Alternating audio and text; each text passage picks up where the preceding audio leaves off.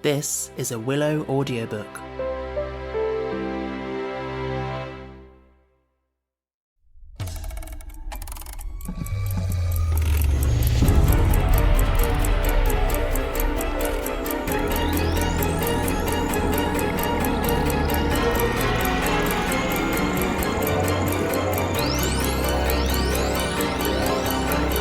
The Time Machine by H.G. Wells. Read by Stephen Alexander.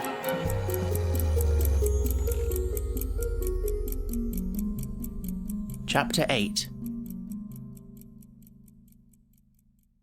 I found the palace of green porcelain, when we approached it about noon, deserted and falling into ruin. Only ragged vestiges of glass remained in its windows, and great sheets of the green facing had fallen away from the corroded metallic framework. It lay very high upon a turfy down, and looking north-eastward before I entered it, I was surprised to see a large estuary, or even creek, where I judged Wandsworth and Battersea must once have been. I thought then, though I never followed up the thought, of what might have happened, or might be happening, to the living things in the sea. The material of the palace proved on examination to be indeed porcelain, and along the face of it I saw an inscription in some unknown character. I thought rather foolishly that Weena might help me to interpret this, but I only learnt that the bare idea of writing had never entered her head. She always seemed to me, I fancy, more human than she was, perhaps because her affection was so human. Within the big valves of the door, which were open and broken, we found, instead of the customary hall, a long gallery lit by many side windows. At the first glance, I was reminded of a museum. The tiled floor was thick with dust, and a remarkable array of miscellaneous objects was shrouded in the same grey covering. Then I perceived, standing strange and gaunt in the centre of the hall, what was clearly the lower part of a huge skeleton. I recognized by the oblique feet that it was some extinct creature after the fashion of the megatherium.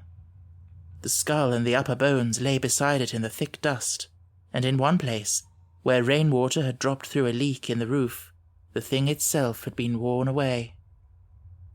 Further in the gallery was the huge skeleton barrel of a brontosaurus. My museum hypothesis was confirmed. Going towards the side, I found what appeared to be sloping shelves, and clearing away the thick dust, I found the old familiar glass cases of our own time. But they must have been airtight, to judge from the fair preservation of some of their contents. Clearly, we stood among the ruins of some latter-day South Kensington. Here, apparently, was the paleontological section, and a very splendid array of fossils it must have been, though the inevitable process of decay that had been staved off for a time, and had, through the extinction of bacteria and fungi, lost 99/100ths of its force, was nevertheless, with extreme sureness, if with extreme slowness, at work again upon all its treasures. Here and there I found traces of the little people in the shape of rare fossils broken to pieces, or threaded in strings upon reeds, and the cases had in some instances been bodily removed, by the Morlocks as I judged. The place was very silent. The thick dust deadened our footsteps. Weena, who had been rolling a sea urchin down the sloping glass of a case, presently came as I stared about me, and very quietly took my hand and stood beside me. And at first I was so much surprised by this ancient monument of an intellectual age that I gave no thought to the possibilities it presented. Even my preoccupation about the time machine receded a little from my mind.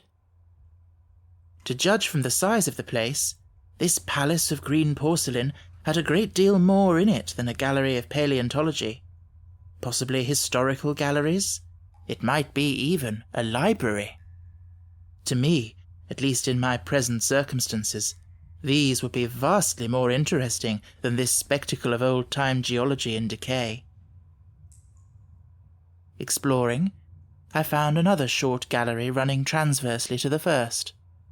This appeared to be devoted to minerals, and the sight of a block of sulphur set my mind running on gunpowder. But I could find no saltpeter, indeed no nitrates of any kind. Doubtless they had deliquesced ages ago.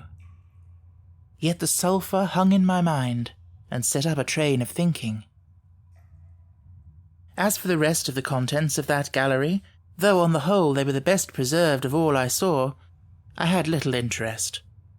I am no specialist in mineralogy, and I went on down a very ruinous aisle running parallel to the first hall I had entered. Apparently this section had been devoted to natural history, but everything had long since passed out of recognition. A few shriveled and blackened vestiges of what had once been stuffed animals, desiccated mummies in jars that had once held spirit, a brown dust of departed plants. That was all. I was sorry for that, because I should have been glad to trace the patient readjustments by which the conquest of animated nature had been attained. Then we came to a gallery of simply colossal proportions, but singularly ill lit, the floor of it running downward at a slight angle from the end at which I entered. At intervals, white globes hung from the ceiling, many of them cracked and smashed, which suggested that originally the place had been artificially lit. Here I was more in my element, for rising on either side of me were the huge bulks of big machines, all greatly corroded and many broken down, but some still fairly complete. You know I have a certain weakness for mechanism, and I was inclined to linger among these, the more so as for the most part they had the interest of puzzles, and I could make only the vaguest guesses at what they were for. I fancied that if I could solve their puzzles, I should find myself in possession of powers that might be of use against the Morlocks. Suddenly, Weena came very close to my side, so suddenly that she startled me. Oh. Had it not been for her, I do not think I should have noticed that the floor of the gallery sloped at all. It may be, of course, that the floor did not slope, but that the museum was built into the side of a hill. The end I had come in at was quite above ground, and was lit by rare slit-like windows. As you went down the length, the ground came up against these windows, until at last there was a pit like the area of a London house before each, and only a narrow line of daylight at the top. I went slowly along, puzzling about the machines, and had been too intent upon them to notice the gradual diminution of the light, until Weena's increasing apprehensions drew my attention. Then I saw that the gallery ran down at last into a thick darkness. I hesitated, and then, as I looked round me, I saw that the dust was less abundant, and its surface less even. Further away towards the dimness, it appeared to be broken by a number of small, narrow footprints. My sense of the immediate presence of the Morlocks revived at that. I felt that I was wasting my time in this academic examination of machinery. I called to mind that it was already far advanced in the afternoon, and that I still had no weapon, no refuge, and no means of making a fire. And then, down in the remote blackness of the gallery, I heard a peculiar pattering, and the same odd noises I had heard down the well. I took Weena's hand. Then, struck with a sudden idea, I left her and turned to a machine from which projected a lever not unlike those in a signal box. Clambering upon the stand, and grasping this lever in my hands, I put all my weight upon it sideways. Suddenly, Weena, deserted in the central aisle, began to whimper. I had judged the strength of the lever pretty correctly, for it snapped after a minute's strain, and I rejoined her, with a mace in my hand, more than sufficient, I judged, for any Morlock skull I might encounter. And I longed very much to kill a Morlock or so. Very inhuman, you may think, to want to go killing one's own descendants. But it was impossible, somehow, to feel any humanity in the things. Only my disinclination to leave Weena, and a persuasion that if I began to slake my thirst for murder, my time machine might suffer, restrained me from going straight down the gallery and killing the brutes I heard. Well, mace in one hand and Weena in the other, I went out of that gallery and into another and still larger one, which at the first glance reminded me of a military chapel hung with tattered flags. The brown and charred rags that hung from the sides of it I presently recognised as the decaying vestiges of books. They had long since dropped to pieces, and every semblance of print had left them. But here and there were warped boards and cracked metallic clasps that told the tale well enough. Had I been a literary man, I might perhaps have moralised upon the futility of all ambition. But as it was, the thing that struck me with keenest force was the enormous waste of labour to which this sombre wilderness of rotting paper testified. At the time, I will confess that I thought chiefly of the philosophical transactions and my own 17 papers upon physical optics. Then, going up a broad staircase, we came to what may once have been a gallery of technical chemistry. And here I had not a little hope of useful discoveries. Except at one end where the roof had collapsed, this gallery was well preserved. I went eagerly to every unbroken case, and at last, in one of the really airtight cases, I found a box of matches. Very eagerly I tried them. They were perfectly good. They were not even damp. I turned to Weena. "Dance!" I cried to her in her own tongue, for now I had a weapon indeed against the horrible creatures we feared. And so, in that derelict museum, upon the thick, soft carpeting of dust, to Weena's huge delight, I solemnly performed a kind of composite dance, whistling the Land of the Leal as cheerfully as I could. In part it was a modest can-can, in part a step dance, in part a skirt dance, so far as my tailcoat permitted, and in part original, for I am naturally inventive, as you know.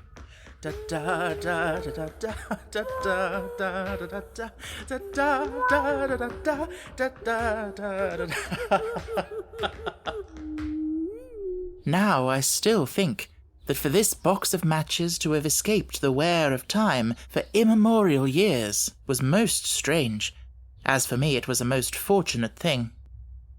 Yet, oddly enough, I found a far unlikelier substance, and that was camphor. I found it in a sealed jar that by chance, I suppose, had been really hermetically sealed. I fancied at first that it was paraffin wax, and smashed the glass accordingly, but the odour of camphor was unmistakable. In the universal decay, this volatile substance had chanced to survive, perhaps through many thousands of centuries. It reminded me of a sepia painting I had once seen done from the ink of a fossil belemnite that must have perished and become fossilized millions of years ago. I was about to throw it away, but I remembered that it was inflammable and burnt with a good bright flame, was, in fact, an excellent candle, and I put it in my pocket. I found no explosives, however, nor any means of breaking down the bronze doors. As yet, my iron crowbar was the most helpful thing I had chanced upon. Nevertheless, I left that gallery greatly elated. I cannot tell you all the story of that long afternoon. It would require a great effort of memory to recall my explorations in all the proper order. I remember a long gallery of rusting stands of arms, and how I hesitated between my crowbar and a hatchet or a sword. I could not carry both, however, and my bar of iron promised best against the bronze gates. There were numbers of guns, pistols, and rifles. The most were masses of rust, but many were of some new metal and still fairly sound, but any cartridges or powder there may once have been had rotted into dust. One corner I saw was charred and shattered, perhaps, I thought, by an explosion among the specimens. In another place was a vast array of idols, Polynesian, Mexican, Grecian, Phoenician, every country on earth, I should think. And here, yielding to an irresistible impulse, I wrote my name upon the nose of a steatite monster from South America that particularly took my fancy. As the evening drew on, my interest waned. I went through gallery after gallery, dusty, silent, often ruinous, the exhibits sometimes mere heaps of rust and lignite, sometimes fresher. In one place I suddenly found myself near the model of a tin mine, and then, by the merest accident, I discovered in an airtight case 2 dynamite cartridges. I shouted, "Eureka!" and smashed the case with joy. Then came a doubt. I hesitated. Then, selecting a little side gallery, I made my essay. I never felt such a disappointment as I did in waiting 5, 10, 15 minutes for an explosion that never came. Of course, the things were dummies, as I might have guessed from their presence.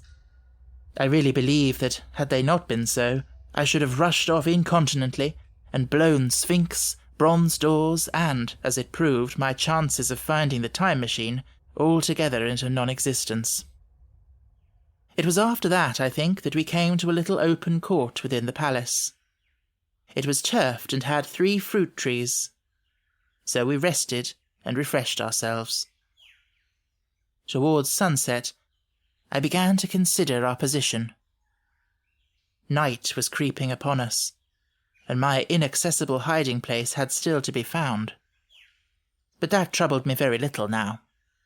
I had in my possession a thing that was perhaps the best of all defences against the Morlocks. I had matches. I had the camphor in my pocket too, if a blaze were needed.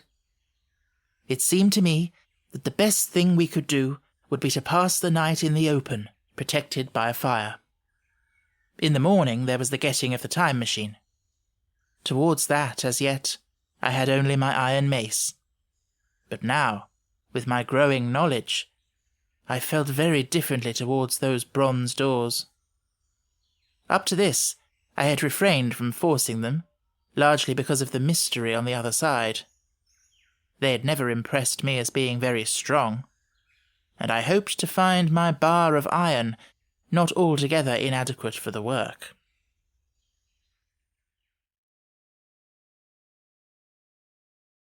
Chapter 9. We emerged from the palace while the sun was still in part above the horizon. I was determined to reach the White Sphinx early the next morning, and ere the dusk I purposed pushing through the woods that had stopped me on the previous journey. My plan was to go as far as possible that night, and then, building a fire, to sleep in the protection of its glare. Accordingly, as we went along, I gathered any sticks or dried grass I saw, and presently had my arms full of such litter. Thus loaded, our progress was slower than I had anticipated, and besides, Weena was tired, and I began to suffer from sleepiness too, so that it was full night before we reached the wood. Upon the shrubby hill of its edge, Weena would have stopped, fearing the darkness before us, but a singular sense of impending calamity, that should indeed have served me as a warning, drove me onward. I had been without sleep for a night and 2 days, and I was feverish and irritable. I felt sleep coming upon me, and the Morlocks with it. While we hesitated, among the black bushes behind us, and dim against their blackness, I saw 3 crouching figures. There was scrub and long grass all about us, and I did not feel safe from their insidious approach. The forest, I calculated, was rather less than a mile across. If we could get through it to the bare hillside, there, as it seemed to me, was an altogether safer resting place. I thought that with my matches and my camphor, I could contrive to keep my path illuminated through the woods. Yet it was evident that if I was to flourish matches with my hands, I should have to abandon my firewood. So, rather reluctantly, I put it down. And then it came into my head that I would amaze our friends behind by lighting it. I was to discover the atrocious folly of this proceeding, but it came to my mind as an ingenious move for covering our retreat. I don't know if you have ever thought what a rare thing flame must be in the absence of man and in a temperate climate. The sun's heat is rarely strong enough to burn, even when it is focused by dewdrops, as is sometimes the case in more tropical districts. Lightning may blast and blacken, but it rarely gives rise to widespread fire. Decaying vegetation may occasionally smoulder with the heat of its fermentation, but this rarely results in flame. In this decadence, too, the art of fire-making had been forgotten on the earth. The red tongues that went licking up my heap of wood were an altogether new and strange thing to Weena. She wanted to run to it and play with it. I believe she would have cast herself into it had I not restrained her. But I caught her up, and in spite of her struggles, plunged boldly before me into the wood. For a little way, the glare of my fire lit the path. Looking back presently, I could see through the crowded stems that from my heap of sticks the blaze had spread to some bushes adjacent, and a curved line of fire was creeping up the grass of the hill. I laughed at that, and turned again to the dark trees before me. It was very black, and Weena clung to me convulsively. But there was still, as my eyes grew accustomed to the darkness, sufficient light for me to avoid the stems. Overhead it was simply black, except where a gap of remote blue sky shone down upon us here and there. I struck none of my matches because I had no hand free. Upon my left arm I carried my little one. In my right hand I had my iron bar. For some way I heard nothing but the crackling twigs under my feet, the faint rustle of the breeze above, and my own breathing and the throb of the blood vessels in my ears. Then I seemed to know a pattering about me. I pushed on grimly. The pattering grew more distinct, and then I caught the same queer sounds and voices I had heard in the underworld. There were evidently several of the Morlocks, and they were closing in upon me. Indeed, in another minute I felt a tug at my coat, then something at my arm, and Weena shivered violently and became quite still. It was time for a match. But to get one, I must put her down.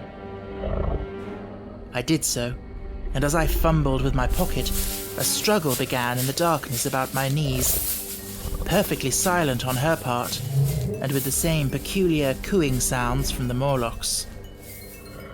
Soft little hands, too, were creeping over my coat and back, touching even my neck. Then the match scratched and fizzed. I held it flaring, and saw the white backs of the Morlocks in flight amid the trees. I hastily took a lump of camphor from my pocket and prepared to light it as soon as the match should wane. Then I looked at Weena. She was lying, clutching my feet, and quite motionless, with her face to the ground. With a sudden fright, I stooped to her. She seemed scarcely to breathe. I lit the block of camphor and flung it to the ground, and as it spat and flared up and drove back the Morlocks and the shadows, I knelt down and lifted her. The wood behind seemed full of the stir and murmur of a great company. She seemed to have fainted. I put her carefully upon my shoulder and rose to push on. And then there came a horrible realization. in manoeuvring with my matches and weiner. I had turned myself about several times, and now I had not the faintest idea in what direction lay my path. For all I knew, I might be facing back towards the Palace of Green Porcelain. I found myself in a cold sweat. I had to think rapidly what to do. I determined to build a fire and encamp where we were. I put Weena, still motionless, down upon a turfy bowl, and very hastily, as my first lump of camphor waned, I began collecting sticks and leaves. Here and there, out of the darkness around me, the Morlock's eyes shone like carbuncles. The camphor flickered and went out. I lit a match, and as I did so, 2 white forms that had been approaching Weena dashed hastily away. One was so blinded by the light that he came straight for me, and I felt his bones grind under the blow of my fist. He gave a whoop of dismay, staggered a little way, and fell down. I lit another piece of camphor, and went on gathering my bonfire. Presently I noticed how dry was some of the foliage above me, for since my arrival on the time machine, a matter of a week, no rain had fallen. So instead of casting about among the trees for fallen twigs, I began leaping up and dragging down branches. Very soon I had a choking, smoky fire of green wood and dry sticks, and could economize my camphor. Then I turned to where Weena lay beside my iron mace. I tried what I could to revive her, but she lay like one dead. I could not even satisfy myself whether or not she breathed. Now the smoke of the fire beat over towards me, and it must have made me heavy of a sudden. Moreover, the vapour of camphor was in the air. My fire would not need replenishing for an hour or so. I felt very weary after my exertion, and sat down. The wood, too, was full of a slumberous murmur that I did not understand. I seemed just to nod, and open my eyes. But all was dark, and the Morlocks had their hands upon me. Flinging off their clinging fingers, I hastily felt in my pocket for the matchbox, and it had gone. Then they gripped and closed with me again. In a moment I knew what had happened. I had slept, and my fire had gone out, and the bitterness of death came over my soul. The forest seemed full of the smell of burning wood. I was caught by the neck, by the hair, by the arms, and pulled down. It was indescribably horrible in the darkness to feel all these soft creatures heaped upon me. I felt as if I was in a monstrous spider's web. I was overpowered and went down. I felt little teeth nipping at my neck. I rolled over, and as I did so, my hand came against my iron lever. It gave me strength. I struggled up, shaking the human rats from me, and, holding the bar short, I thrust where I judged their faces might be. I could feel the succulent giving of flesh and bone under my blows, and for a moment I was free. The strange exultation that so often seems to accompany hard fighting came upon me. I knew that both Weena and I were lost, but I determined to make the Morlocks pay for their meat. I stood with my back to a tree, swinging the iron bar before me. The whole wood was full of the stir and cries of them. A minute passed. Their voices seemed to rise to a higher pitch of excitement, and their movements grew faster. Yet none came within reach. I stood glaring at the blackness. Then, suddenly, came hope. What if the Morlocks were afraid? And close on the heels of that came a strange thing. The darkness seemed to grow luminous. Very dimly I began to see the Morlocks about me, 3 battered at my feet. And then I recognized, with incredulous surprise, that the others were running in an incessant stream, as it seemed, from behind me and away through the woods in front. And their backs seemed no longer white, but reddish. As I stood agape, I saw a little red spark go drifting across a gap of starlight between the branches and vanish.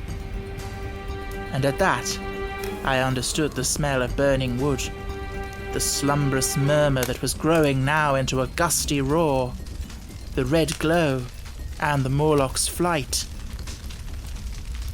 Stepping out from behind my tree and looking back, I saw through the black pillars of the nearer trees the flames of the burning forest. It was my first fire coming after me.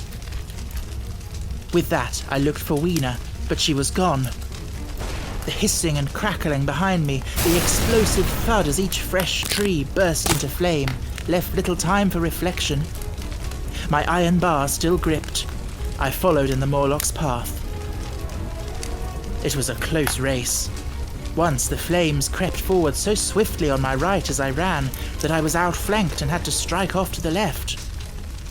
But at last, I emerged upon a small open space, and as I did so, a Morlock came blundering towards me and past me, and went on straight into the fire. And now I was to see the most weird and horrible thing, I think, of all that I beheld in that future age. This whole space was as bright as day with the reflection of the fire. In the centre was a hillock or tumulus, surrounded by a scorched hawthorn. Beyond this was another arm of the burning forest, with yellow tongues already writhing from it, completely encircling the space with a fence of fire. Upon the hillside were some 30 or 40 Morlocks, dazzled by the light and heat, and blundering hither and thither against each other in their bewilderment. At first I did not realize their blindness, and struck furiously at them with my bar in a frenzy of fear as they approached me, killing one and crippling several more. But when I had watched the gestures of one of them groping under the hawthorn against the red sky, and heard their moans, I was assured of their absolute helplessness and misery in the glare, and I struck no more of them. Yet every now and then, one would come straight towards me, setting loose a quivering horror that made me quick to elude him.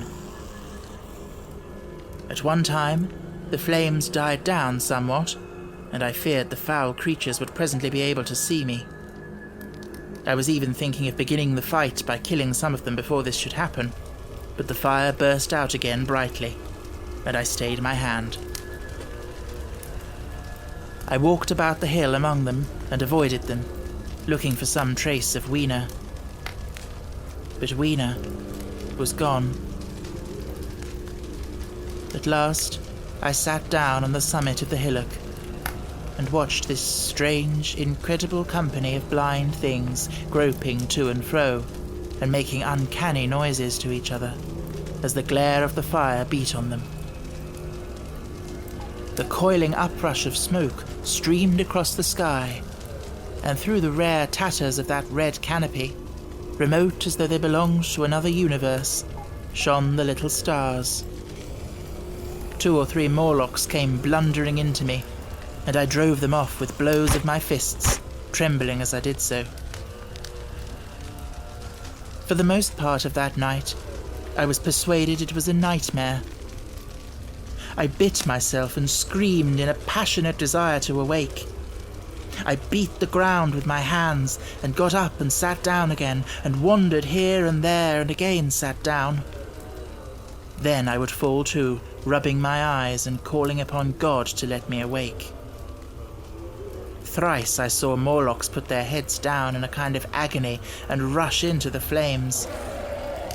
But at last, above the subsiding red of the fire, above the streaming masses of black smoke and the whitening and blackening tree stumps, and the diminishing numbers of these dim creatures, came the white light of the day.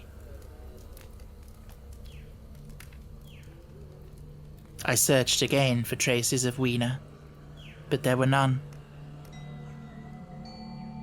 It was plain that they had left her poor little body in the forest.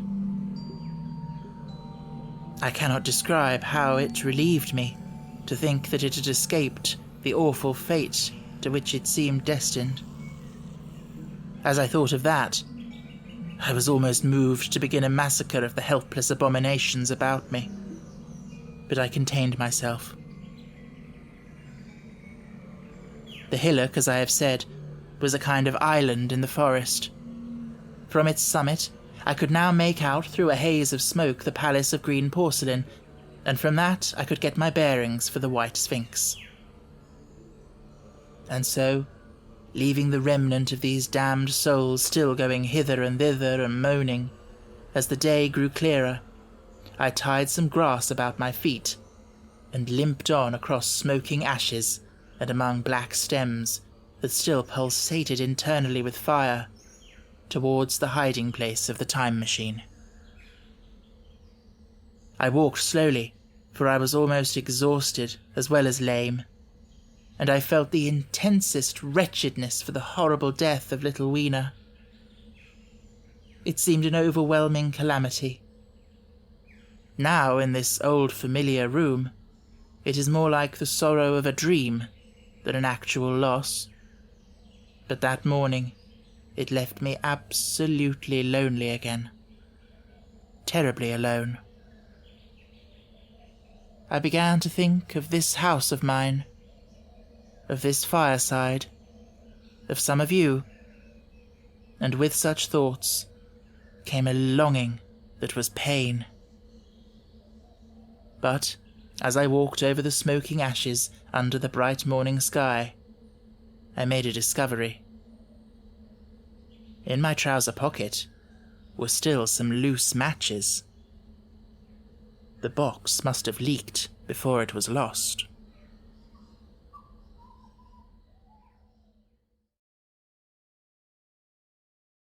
Hi, this is just a really quick reminder that if you're enjoying the stories on Willow Audiobooks, it would mean the absolute world to me if you'd consider becoming a patron on Patreon. There are 3 different pledge tiers, all with different perks attached to them, and above all, you'd be helping me to make sure I can keep doing this consistently. So please head on over to patreon.com/Willow Audiobooks and check out how you can get involved. Alternatively, I also really appreciate ratings and reviews left on iTunes or wherever you happen to get your podcasts. So if you haven't done that, please do. Thank you so much.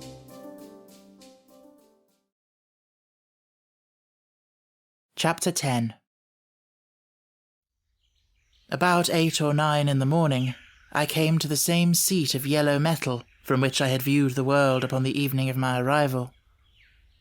I thought of my hasty conclusions upon that evening, and could not refrain from laughing bitterly at my confidence. Here was the same beautiful scene, the same abundant foliage, the same splendid palaces and magnificent ruins, the same silver river running between its fertile banks. The gay robes of the beautiful people moved hither and thither among the trees. Some were bathing in exactly the place where I had saved Weena, and that suddenly gave me a keen stab of pain. And like blots upon the landscape rose the cupolas above the ways to the underworld. I understood now what all the beauty of the upper world people covered. Very pleasant was their day, as pleasant as the day of the cattle in the field. Like the cattle, they knew of no enemies and provided against no needs, and their end was the same. I grieved to think how brief the dream of the human intellect had been. It had committed suicide. It had set itself steadfastly towards comfort and ease, a balanced society with security and permanency as its watchword. It had attained its hopes, to come to this at last. Once, life and property must have reached almost absolute safety. The rich had been assured of his wealth and comfort, the toiler assured of his life and work. No doubt in that perfect world there had been no unemployed problem, no social question left unsolved, and a great quiet had followed. It is a law of nature we overlook, that intellectual versatility is the compensation for change, danger, and trouble. An animal perfectly in harmony with its environment is a perfect mechanism. Nature never appeals to intelligence until habit and instinct are useless. There is no intelligence where there is no change and no need of change. Only those animals partake of intelligence that have to meet a huge variety of needs and dangers. So, as I see it, the upper world man had drifted towards his feeble prettiness, and the underworld to mere mechanical industry. But that perfect state had lacked one thing even for mechanical perfection: absolute permanency. Apparently, as time went on, the feeding of the underworld, however it was affected, had become disjointed. Mother Necessity, who had been staved off for a few thousand years, came back again, and she began below. The underworld, being in contact with machinery, which, however perfect, still needs some little thought outside habit, had probably retained perforce rather more initiative, if less of every other human character, than the upper. And when other meat failed them, they turned to what old habit had hitherto forbidden. So I say I saw it, in my last view of the world of 802,701. It may be as wrong an explanation as mortal wit could invent. It is how the thing shaped itself to me, and as that, I give it to you. After the fatigues, excitements, and terrors of the past days, and in spite of my grief, this seat and the tranquil view and the warm sunlight were very pleasant. I was very tired and sleepy, and soon my theorizing passed into dozing. Catching myself at that, I took my own hint, and spreading myself out upon the turf, I had a long and refreshing sleep.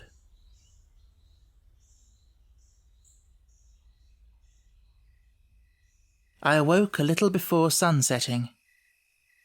I now felt safe against being caught napping by the Morlocks, and, stretching myself, I came on down the hill towards the White Sphinx. I had my crowbar in one hand, and the other hand played with the matches in my pocket. And now came a most unexpected thing. As I approached the pedestal of the Sphinx, I found the bronze valves were open. They had slid down into grooves. At that, I stopped short before them, hesitating to enter.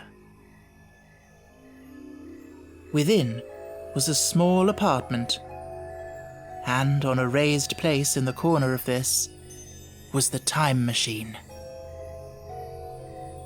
I had the small levers in my pocket. So here, after all my elaborate preparations for the siege of the White Sphinx, was a meek surrender.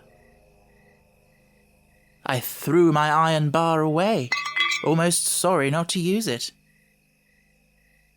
A sudden thought came into my head as I stooped towards the portal. For once, at least, I grasped the mental operations of the Morlocks. Suppressing a strong inclination to laugh, I stepped through the bronze frame and up to the time machine. I was surprised to find it had been carefully oiled and cleaned. I have suspected since that the Morlocks had even partially taken it to pieces while trying in their dim way to grasp its purpose. Now as I stood and examined it, finding a pleasure in the mere touch of the contrivance, the thing I had expected happened. The bronze panels suddenly slid up and struck the frame with a clang. I was in the dark, trapped. So the Morlocks thought. At that I chuckled gleefully. I could already hear their murmuring laughter as they came towards me. Very calmly, I tried to strike the match. I had only to fix on the levers and depart then like a ghost. But I had overlooked one little thing. The matches were of that abominable kind that light only on the box. You may imagine how all my calm vanished. The little brutes were close upon me. One touched me. I made a sweeping blow in the dark at them with the levers and began to scramble into the saddle of the machine. Then came one hand upon me, and then another. Then I had simply to fight against their persistent fingers for my levers, and at the same time feel for the studs over which these fitted. One, indeed, they almost got away from me. As it slipped from my hand, I had to butt in the dark with my head. I could hear the Morlock's skull ring. To recover it. It was a nearer thing than the fight in the forest, I think, this last scramble.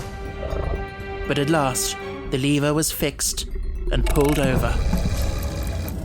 The clinging hand slipped from me.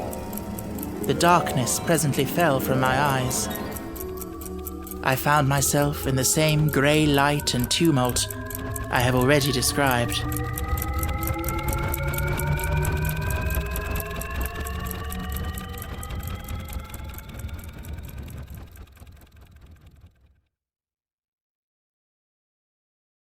Chapter 11. I have already told you of the sickness and confusion that comes with time travelling, and this time I was not seated properly in the saddle, but sideways and in an unstable fashion. For an indefinite time I clung to the machine as it swayed and vibrated, quite unheeding how I went. And when I brought myself to look at the dials again, I was amazed to find where I had arrived. One dial records days, another thousands of days, another millions of days, and another thousands of millions. Now, instead of reversing the levers, I had pulled them over so as to go forward with them. And when I came to look at these indicators, I found that the thousands hand was sweeping round as fast as the seconds hand of a watch, into futurity. As I drove on, a peculiar change crept over the appearance of things. The palpitating greyness grew darker. Then, though I was still travelling with prodigious velocity, the blinking succession of day and night, which was usually indicative of a slower pace, returned, and grew more and more marked. This puzzled me very much at first. The alternations of night and day grew slower and slower, and so did the passage of the sun across the sky, until they seemed to stretch through centuries. At last, a steady twilight brooded over the earth, a twilight only broken now and then when a comet glared across the darkling sky. The band of light that had indicated the sun had long since disappeared, for the sun had ceased to set. It simply rose and fell in the west, and grew ever broader and more red. All trace of the moon had vanished. The circling of the stars, growing slower and slower, had given place to creeping points of light. At last, some time before I stopped, the sun, red and very large, halted motionless upon the horizon. A vast dome, glowing with a dull heat, and now and then suffering a momentary extinction. At one time it had for a little while glowed more brilliantly again, but it speedily reverted to its sullen red heat. I perceived by this slowing down of its rising and setting that the work of the tidal drag was done. The earth had come to rest, with one face to the sun, even as in our own time the moon faces the earth.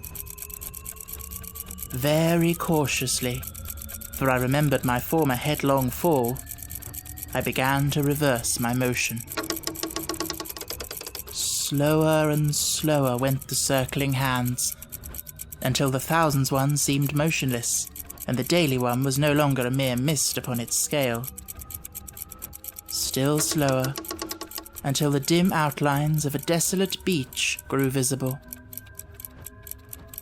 I stopped very gently and sat upon the time machine, looking round. The sky was no longer blue. Northeastward it was inky black, and out of the blackness shone brightly and steadily the pale white stars. Overhead it was a deep Indian red and starless, and southeastward it grew brighter to a glowing scarlet, where, cut by the horizon, lay the huge hull of the sun, red and motionless. The rocks about me were of a harsh reddish colour, and all the trace of life that I could see at first was the intensely green vegetation that covered every projecting point on their southeastern face. It was the same rich green that one sees on forest moss or on the lichen in caves, plants which, like these, grow in a perpetual twilight. The machine was standing on a sloping beach. The sea stretched away to the southwest, to rise into a sharp, bright horizon against the wan sky. There were no breakers and no waves, for not a breath of wind was stirring. Only a slight, oily swell rose and fell like a gentle breathing, and showed that the eternal sea was still moving and living. And along the margin where the water sometimes broke was a thick incrustation of salt, pink under the lurid sky. There was a sense of oppression in my head, and I noticed that I was breathing very fast. The sensation reminded me of my only experience of mountaineering, and from that I judged the air to be more rarefied than it is now. Far away up the desolate slope, I heard a harsh scream, and saw a thing like a huge white butterfly go slanting and fluttering up into the sky, and, circling, disappear over some low hillocks beyond. The sound of its voice was so dismal that I shivered and seated myself more firmly upon the machine. Looking round me again, I saw that quite near, what I had taken to be a reddish mass of rock was moving slowly towards me. Then I saw the thing was really a monstrous crab-like creature.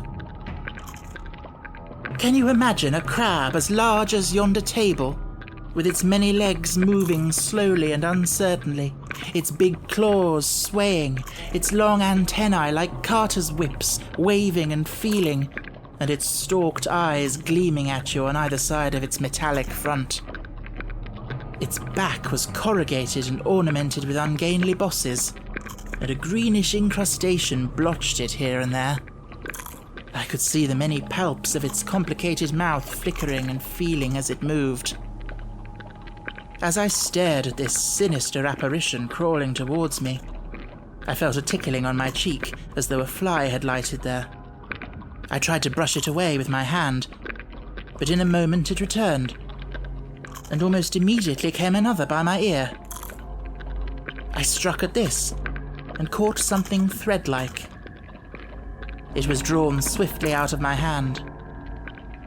With a frightful qualm, I turned and saw that I had grasped the antenna of another monster crab that stood just behind me.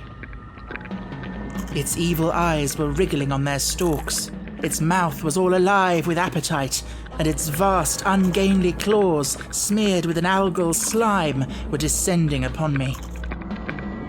In a moment, my hand was on the lever, and I had placed a month between myself and these monsters. But I was still on the same beach, and I saw them distinctly now as soon as I stopped. Dozens of them seemed to be crawling here and there in the sombre light, among the foliated sheets of intense green. I cannot convey the sense of abominable desolation that hung over the world. The red eastern sky, the northward blackness, the salt dead sea, the stony beach crawling with these foul, slow-stirring monsters, the uniform, poisonous-looking green of the lichenous plants, the thin air that hurts one's lungs, all contributed to an appalling effect. I moved on 100 years, and there was the same red sun, a little larger, a little duller, the same dying sea, the same chill air, and the same crowd of earthy crustacea creeping in and out among the green weed and the red rocks. And in the westward sky, I saw a curved pale line like a vast new moon. So I travelled, stopping ever and again in great strides of 1,000 years or more, drawn on by the mystery of the Earth's fate, watching with a strange fascination the sun grow larger and duller in the westward sky, and the life of the old Earth ebb away. At last, more than 30 million years hence, the huge red-hot dome of the sun had come to obscure nearly 1/10 part of the darkling heavens. Then I stopped once more, for the crawling multitude of crabs had disappeared, and the red beach, save for its livid green liverworts and lichens, seemed lifeless. And now it was flecked with white. A bitter cold assailed me. Rare white flakes ever and again came eddying down. To the northeastward, the glare of snow lay under the starlight of the sable sky, and I could see an undulating crest of hillocks, pinkish white. There were fringes of ice along the sea margin, with drifting masses further out. But the main expanse of that salt ocean, all bloody under the eternal sunset, was still unfrozen. I looked about me to see if any traces of animal life remained. A certain indefinable apprehension still kept me in the saddle of the machine. But I saw nothing moving, in earth or sky or sea. The green slime on the rocks alone testified that life was not extinct. A shallow sandbank had appeared in the sea, and the water had receded from the beach. I fancied I saw some black object flopping about upon this bank, but it became motionless as I looked at it, and I judged that my eye had been deceived, and that the black object was merely a rock. The stars in the sky were intensely bright, and seemed to me to twinkle very little. Suddenly I noticed that the circular westward outline of the sun had changed, that a concavity, a bay, had appeared in the curve. I saw this grow larger. For a minute perhaps I stared aghast at this blackness that was creeping over the day, and then I realized that an eclipse was beginning. Either the moon, or the planet Mercury, was passing across the sun's disk. Naturally, at first I took it to be the moon, but there is much to incline me to believe that what I really saw was the transit of an inner planet passing very near to the Earth. The darkness grew apace. A cold wind began to blow in freshening gusts from the east, and the showering white flakes in the air increased in number. From the edge of the sea came a ripple and a whisper. Beyond these lifeless sounds, the world was silent. Silent. It would be hard to convey the stillness of it. All the sounds of man, the bleating of sheep, the cries of birds, the hum of insects, the stir that makes the background of our lives, all that was over. As the darkness thickened, the eddying flakes grew more abundant, dancing before my eyes, and the cold of the air more intense. At last, one by one, swiftly one after the other, the white peaks of the distant hills vanished into blackness. The breeze rose to a moaning wind. I saw the black central shadow of the eclipse sweeping towards me. In another moment, the pale stars alone were visible. All else was rayless obscurity. The sky was absolutely black. A horror of this great darkness came on me. The cold that smote to my marrow and the pain I felt in breathing overcame me. I shivered, and a deadly nausea seized me. Then, like a red-hot bow in the sky, appeared the edge of the sun.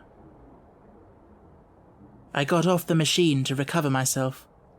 I felt giddy and incapable of facing the return journey. As I stood, sick and confused, I saw again the moving thing upon the shoal. There was no mistake now that it was a moving thing, against the red water of the sea. It was a round thing, the size of a football perhaps, or it may be bigger, and tentacles trailed down from it. It seemed black against the weltering blood-red water, and it was hopping fitfully about. Then I felt I was fainting, but a terrible dread of lying helpless in that remote and awful twilight sustained me while I clambered upon the saddle.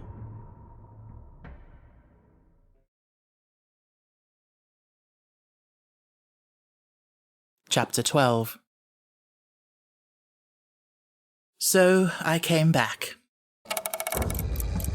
For a long time I must have been insensible upon the machine. The blinking succession of the days and nights was resumed. The sun got golden again. The sky blue.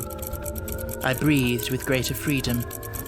The fluctuating contours of the land ebbed and flowed. The hands spun backward upon the dials. At last, I saw again the dim shadows of houses, the evidences of decadent humanity. These too changed and passed, and others came. Presently, when the million dial was at 0, I slackened speed. I began to recognize our own petty and familiar architecture. The thousand's hand ran back to the starting point. The night and day flapped slower and slower. Then, the old walls of the laboratory came round me. Very gently now, I slowed the mechanism down. I saw one little thing that seemed odd to me. I think I have told you that when I set out, before my velocity became very high, Mrs. Watchett had walked across the room, travelling as it seemed to me like a rocket. As I returned, I passed again across that minute when she traversed the laboratory, but now her every motion appeared to be the exact inversion of her previous ones. The door at the lower end opened, and she glided quietly up the laboratory, back foremost, and disappeared behind the door by which she had previously entered. Just before that I seemed to see Hillier for a moment, but he passed like a flash. Then I stopped the machine and saw about me again the old familiar laboratory, my tools, my appliances, just as I had left them. I got off the thing very shakily and sat down upon my bench. For several minutes I trembled violently. Then I became calmer. Around me was my old workshop again, exactly as it had been. I might have slept there and the whole thing have been a dream. And yet, not exactly. The thing had started from the southeast corner of the laboratory. It had come to rest again in the northwest, against the wall where you saw it. That gives you the exact distance from my little lawn to the pedestal of the White Sphinx, into which the Morlocks had carried my machine. For a time, my brain went stagnant. Presently I got up and came through the passage here, limping because my heel was still painful, and feeling sorely begrimed. I saw the Pall Mall Gazette on the table by the door. I found the date was indeed today, and looking at the timepiece, saw the hour was almost 8 o'clock. I heard your voices and the clatter of plates. I hesitated. I felt so sick and weak. Then I sniffed good wholesome meat and opened the door on you.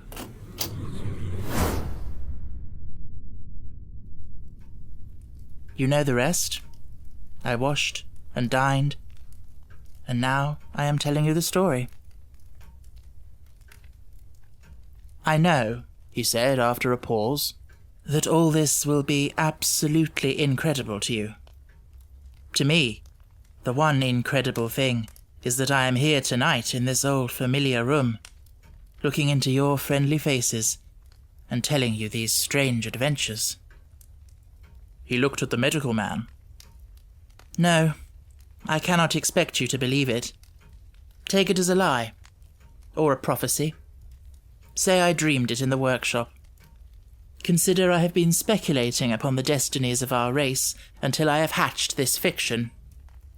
Treat my assertion of its truth as a mere stroke of art to enhance its interest. And, taking it as a story, what do you think of it? He took up his pipe and began, in his old accustomed manner, to tap with it nervously upon the bars of the grate. There was a momentary stillness. Then chairs began to creak, and shoes to scrape upon the carpet. I took my eyes off the time-traveller's face, and looked round at his audience. They were in the dark, and little spots of colour swam before them. The medical man seemed absorbed in the contemplation of our host. The editor was looking hard at the end of his cigar, the 6th. The journalist fumbled for his watch. The others, as far as I can remember, were motionless. The editor stood up with a sigh.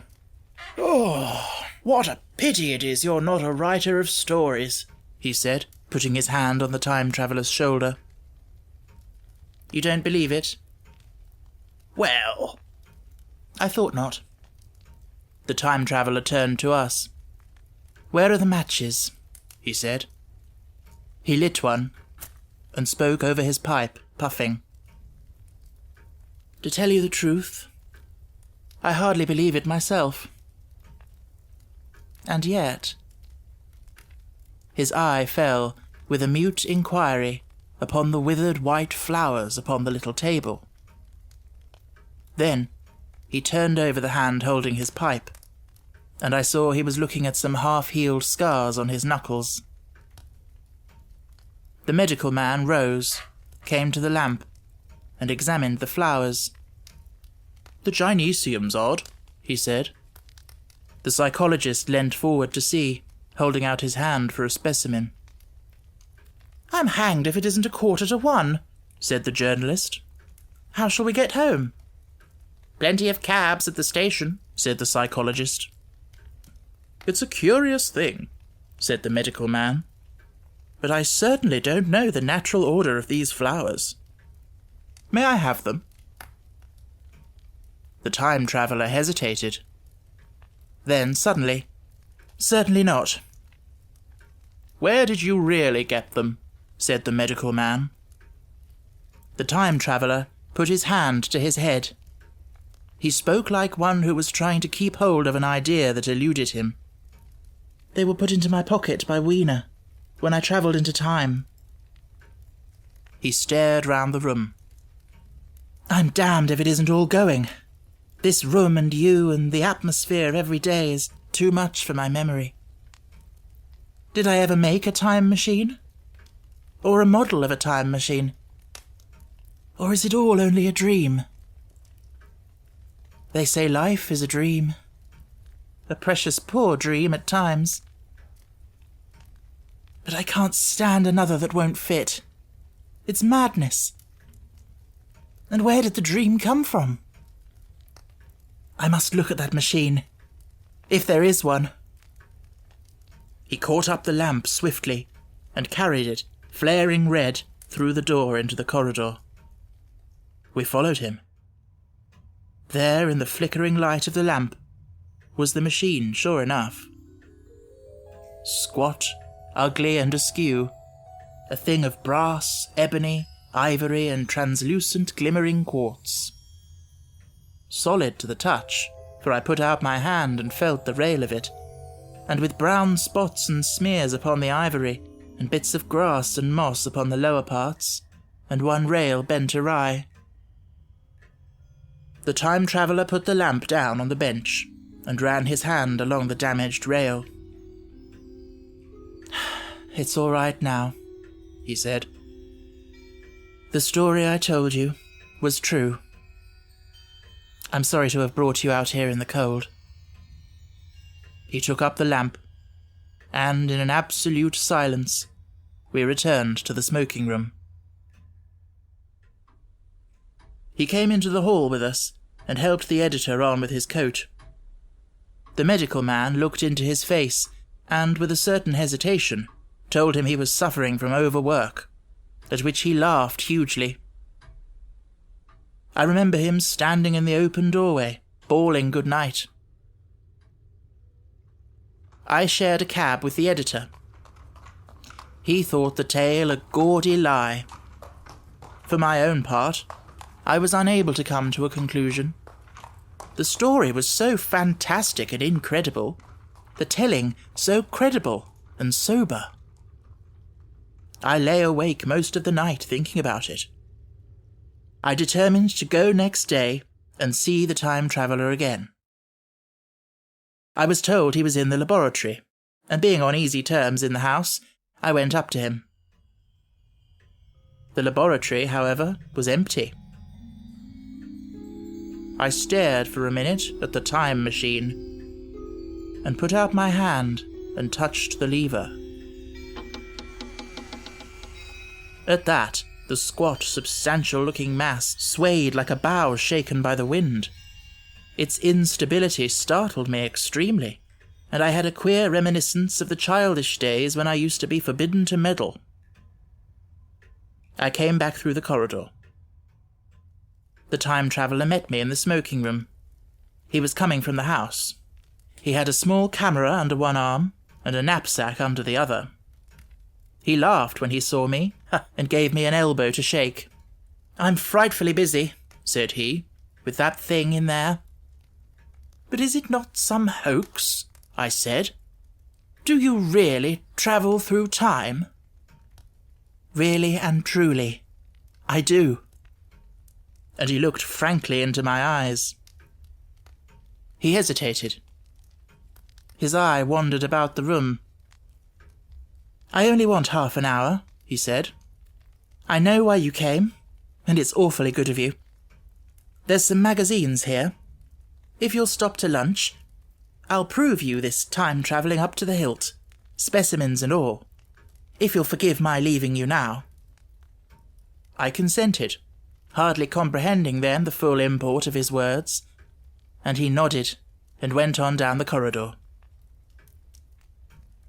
I heard the door of the laboratory slam, seated myself in a chair, and took up a daily paper. What was he going to do before lunchtime? Then, suddenly, I was reminded by an advertisement that I had promised to meet Richardson, the publisher, at 2. I looked at my watch, and saw that I could barely save that engagement. I got up and went down the passage to tell the time traveller. As I took hold of the handle of the door, I heard an exclamation, oddly truncated at the end, and a click and a thud. A gust of air whirled round me as I opened the door, and from within came the sound of broken glass falling on the floor. The time traveller was not there. I seemed to see a ghostly, indistinct figure sitting in a whirling mass of black and brass for a moment.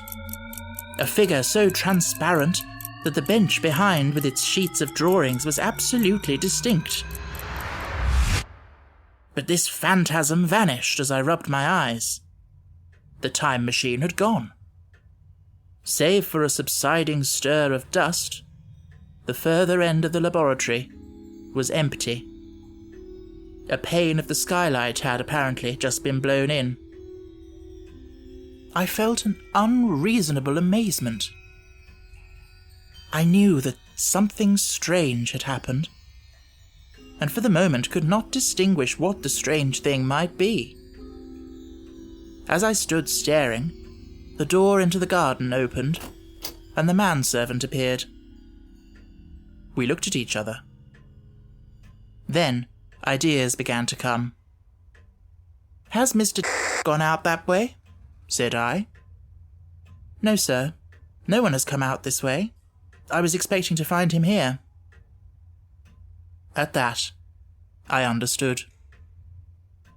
At the risk of disappointing Richardson, I stayed on, waiting for the time traveller, waiting for the second, perhaps still stranger story, and the specimens and photographs he would bring with him. But I am beginning now to fear that I must wait a lifetime. The time traveller vanished 3 years ago, and, as everybody knows, he has never returned.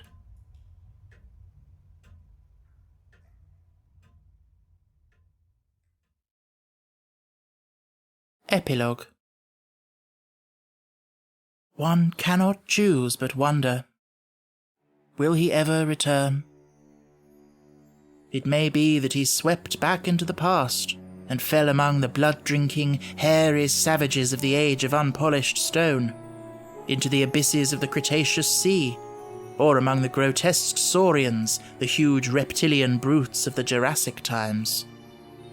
He may even now, if I may use the phrase, be wandering on some plesiosaurus-haunted oolitic coral reef, or beside the lonely saline lakes of the Triassic Age. Or did he go forward, into one of the nearer ages in which men are still men, but with the riddles of our own time answered and its wearisome problems solved? Into the manhood of the race. For I, for my own part, cannot think that these latter days of weak experiment, fragmentary theory, and mutual discord are indeed man's culminating time. I say, for my own part.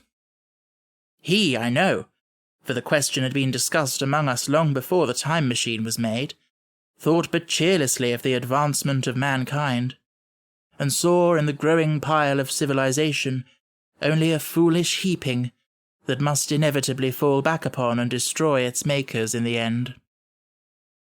If that is so, it remains for us to live as though it were not so. But to me, the future is still black and blank, is a vast ignorance, lit at a few casual places by the memory of his story. And I have by me, for my comfort, 2 strange white flowers, shrivelled now, and brown and flat and brittle, to witness that, even when mind and strength had gone, gratitude and a mutual tenderness still lived on in the heart of man.